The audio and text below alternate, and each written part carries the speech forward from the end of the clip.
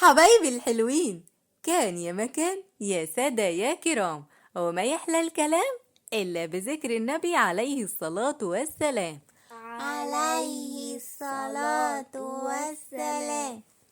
عمر بيحب يلعب جمباز، وكل أسبوع بيستنى التمرين. بقاله مرتين مش عاوز يروح، ومش عارفة السبب. ايه يا عمر، مالك مش عاوز تروح التمرين ليه؟ خايف من ولد هنا، ايده شكلها غريب، عنده صوابع كتير. وايه المشكلة يا عمر؟ دي خلقة ربنا. اوعى تجرح حد بكلمة لو لقيته مختلف عننا. ربنا خلقنا كلنا في احسن صورة، ولو انت مكانه فيك اي اختلاف، لو لقيت الناس بتبعد عنك مش هتزعل؟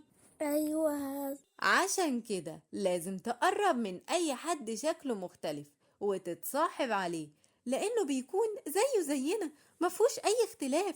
لانك لو بعدت عنه هو هيزعل ويتأثر، ومحدش يستغرب او يزعل من خلقة ربنا. بالعكس، دول ربنا ميزهم عننا. هم مش مختلفين، هم مميزين، ولازم نلعب معاهم. واوعى يا عمر تحسسهم انك خايف ومش حابب تلعب او تقرب منهم، لان مفيش اي حاجة تخوف. بالعكس، دول زينا بالظبط واحسن كمان، لان ربنا اختارهم وميزهم. فهمت يا عمر؟ فهمت يا ماما.